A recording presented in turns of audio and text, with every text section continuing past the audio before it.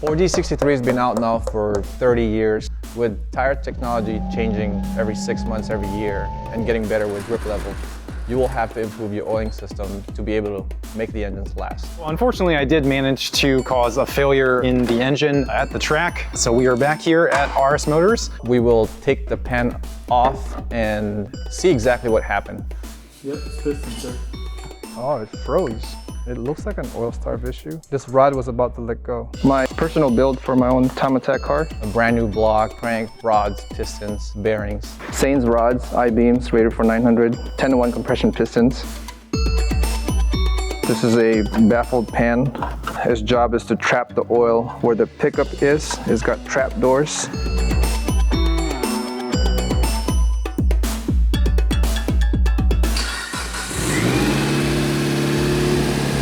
For break-in, up to 50, 100 miles, and then we can use break-in oil after that. So Ron has sent me out with the task of putting on maybe 100 miles of break-in, shift around, let the engine rev up and rev down. No boost right now. We have successfully racked up 157 miles on it today on the new motor.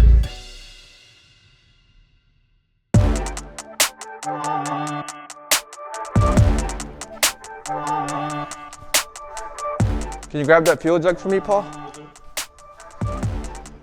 David, we're all strapped down? Let's go tune.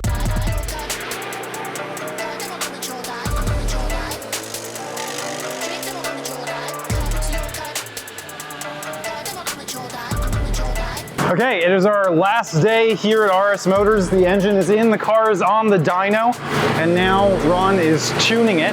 Differences power-wise since the last time it was on this dyno. Obviously, it has a brand new bottom end, higher compression, so we should get a little bit more horsepower from those 10-to-1 pistons. We've also updated the intake system, so I won't have things popping off at the track anymore, hopefully. And also, you know, short ram intake, stuff like that. Maybe that'll yield a couple horsepower, who knows. I just did 3 vac pulls just to make sure everything kind of adds up to the break-in process.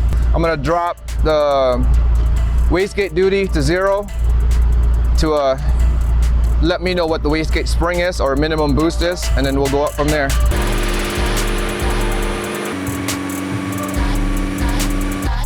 Making sure everything else is stable before we add more power. So we're not really looking for power right now.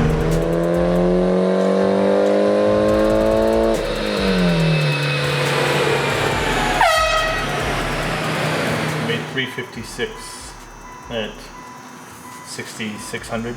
Obviously, it's at 19 pounds of boost. Are you psyched on the engine you built? Yeah, I'm on pump gas timing right now. I'm at 356. That's not bad.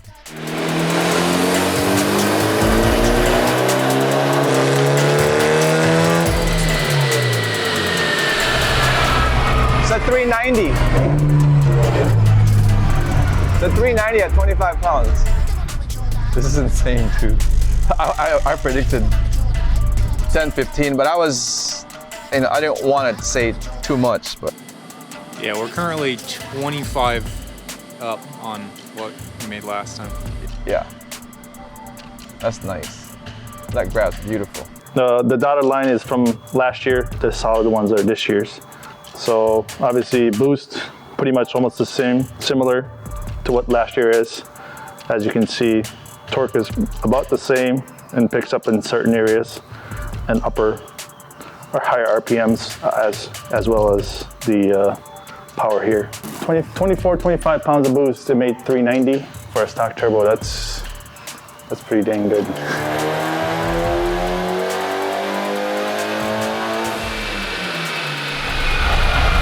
I think we just hit 400. That's about a pound more boost. How much power did you want? So we just finished making a bunch of power on the dyno, but we're not done yet. We've done the oil pan to help make sure that we don't make this new motor blow up, but there's one more thing that we're gonna do, and that is an AccuSump. Ron, tell me about this. All right, an AccuSump is, it has a 3-quart reserve that's pre-pressurized cylinder. So when you start the car up, this will fill up with oil. It's got an electronic switch on it. So if it sees less than 50 PSI, it will activate the switch and send all that oil out and feed that oil to the engine, protecting it from not having any oil from sloshing around, or even if you run low in oil, it's a good insurance.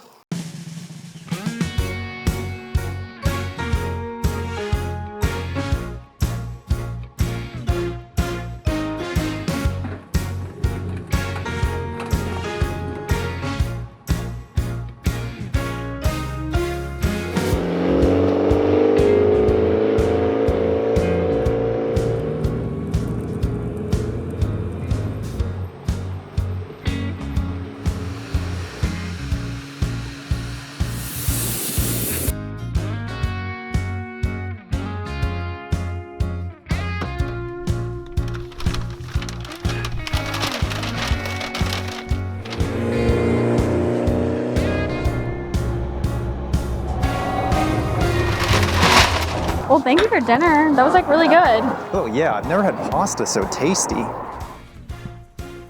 This has been so fun. Yeah. Is there anywhere I could like put this? Maybe it's better if you just hold on to it because I don't want it to tip over or something. Where's your back seat? Well, we took it out because of the roll cage. It just wouldn't fit when we had the roll cage in there, so. Why do you have a fire extinguisher? Just in case the car catches on fire. On fire? It's just like a precaution. This is going well. Food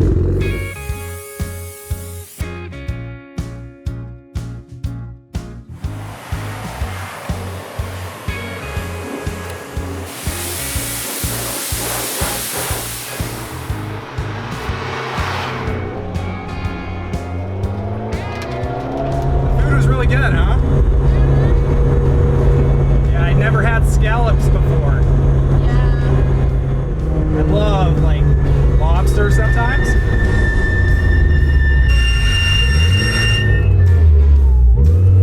Is your car like broken? Oh no, it's got track pads, so it actually stops like really good.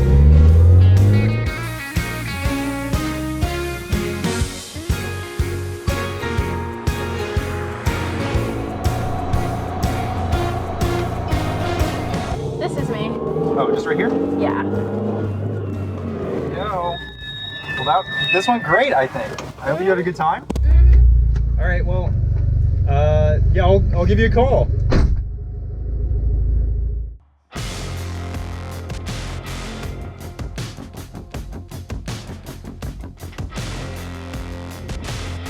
Okay, so we are at VIR, Virginia International Raceway. I've put some miles on this engine, did an oil change, and now we are breaking it in officially at the racetrack after 350 miles of street driving. Hopefully not breaking anything. Hopefully not breaking, yeah. Ben is making my developments on my car look very boring. Ben basically has a low power unlimited class car, and I have an Evo.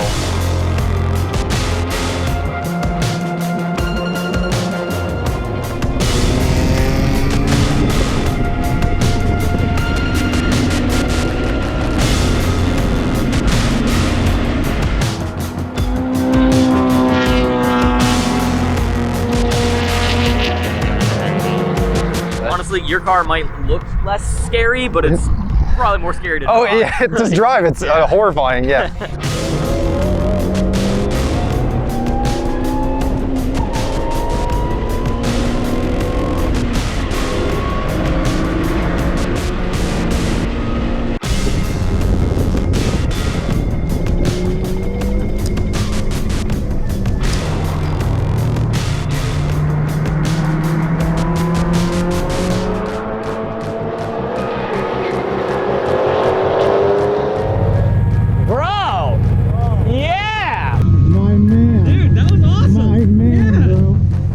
I checked my time. I had a 212. I think you got probably close to 210. 208. Yeah,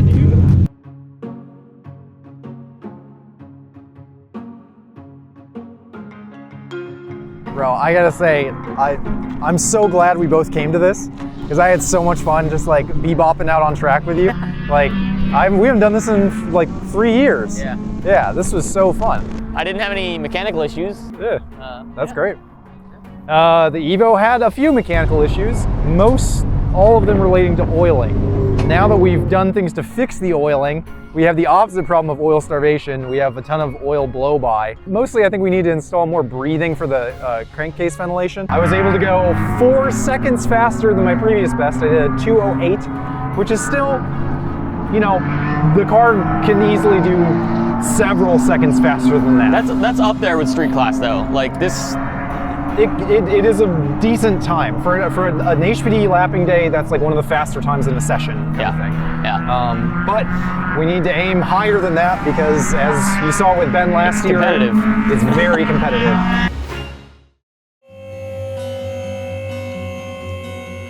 As I said at the last track day, I was having some crankcase pressure issues. I popped my dipstick off, so I'm going to a vented catch can setup that actually mounts right here on my 6-speed. Then if I have any excess oil, it should just be able to travel through some nice AN lines from the valve cover and through these nice little couplers from Vibrant, which should allow excess crankcase pressure and air to escape out. And then it drains just like that. So camber is always a very important factor, one of the most important factors on a car when you're trying to take it to the racetrack. And as you can see in the rear, I currently have basically 0 camber. I think something in the rear might have gotten tweaked on one of my many off-track excursions over the last couple of years. So I have picked up some aftermarket adjustable rear toe links, which should help me get more camber by being able to correct for the toe inset that occurs when we start to camber the tires more negatively in the rear. The only complication is that these are for an Evo 10 because it was basically impossible to find toe arms for a 8 or 9 right now. 9s and the 8s, the CT9A chassis has it mount upside down like that. I think that the Evo 10 is supposed to go like that, but it doesn't matter.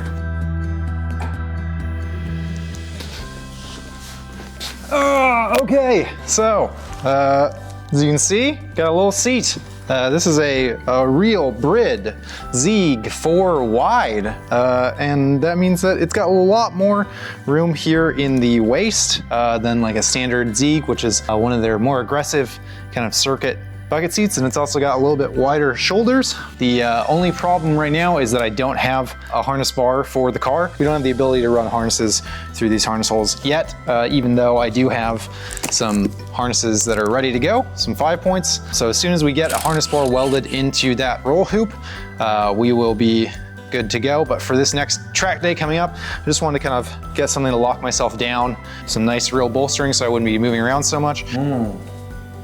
Konnichiwa. Got this nice sliding seat rail, so I should be able to position myself exactly where I want and not lose too much functionality, because after certain experiences in some Evos with bucket seats, I am a little hesitant to use them, but I think this will be a really good solve for moving around on track and whatnot, and honestly, it's pretty comfortable.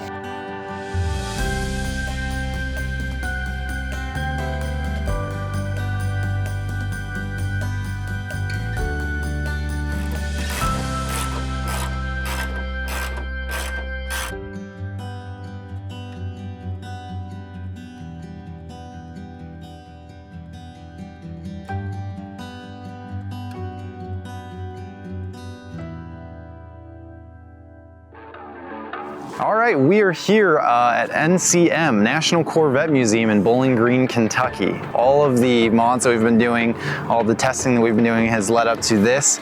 This is going to be the location of the very first round of the Gridlife 2021 season here at NCM. So we are out here about 2 weeks ahead of time to test the Evo. This event is actually hosted by PhD Racing, that is Jackie Ding of the Ding Fling fame. This is his company, his race team is hosting this event. Always a good time to get to hang out with my Gridlife buddies. There's a bunch of Gridlife guys here. Everyone's practicing for the NCM event. Right over there is Josh Halka in that Subaru. He's top dog in street class for a couple years now, so I'm paddocked right next to the guy who's going to be my competition in just a couple of weeks. I'm really, really excited. I've played this track a lot on the sim. I feel like I know it pretty well, but that doesn't mean I'm going to be fast.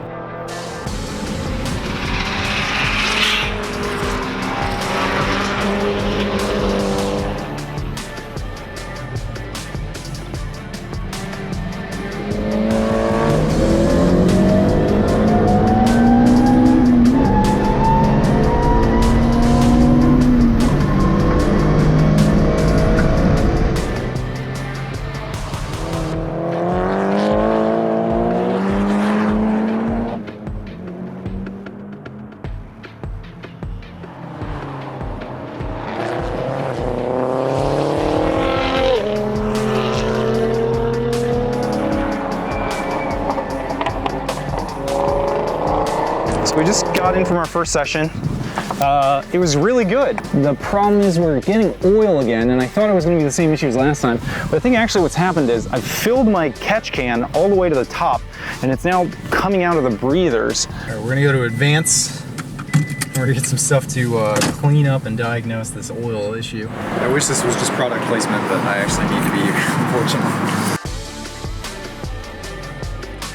I was talking to Andy Smedegard, who literally used to run this AccuSump and, you know, my oiling system basically, and he said whenever he would go out with a bunch of oil in there, it would always push and fill a catch can. So maybe that's what's happening. I'm gonna run it a little bit low. I'm just gonna let it run at the oil level that it's at right now. That makes me so nervous after what happened last time, but I have the AccuSump, so in theory, if I see any low oil pressure, the system should still be over full with that extra 2-quart capacity, but that's my theory for right now, is oil's filling the catch can and then just coming out of the breathers.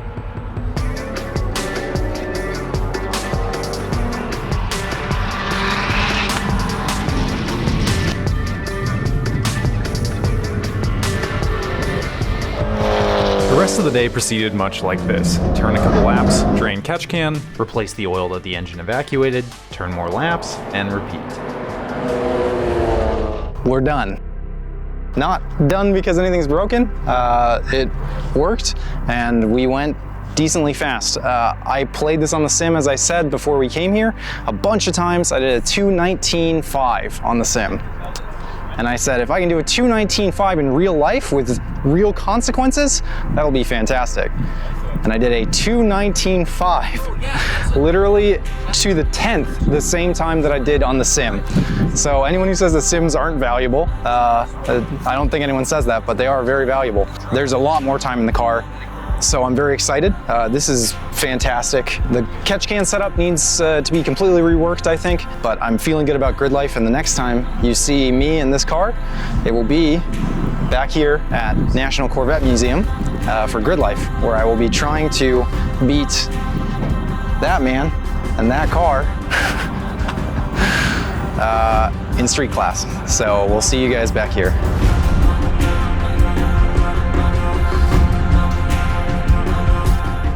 Yeah, and so then he says, that's not my mom, that's the mailman. Wah. Wah.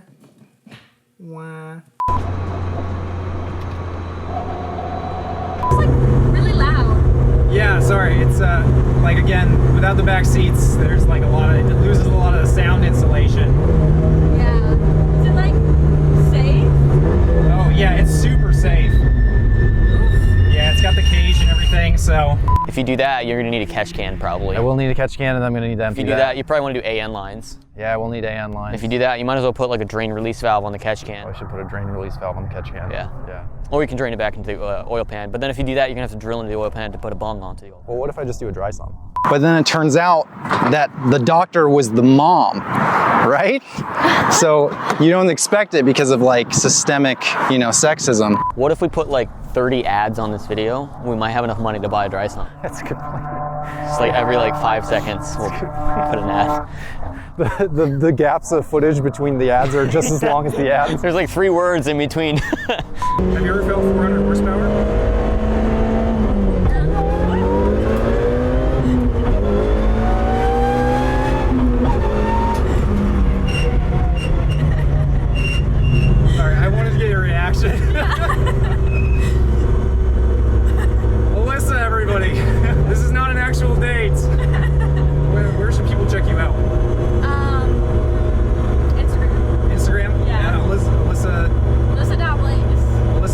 on Instagram.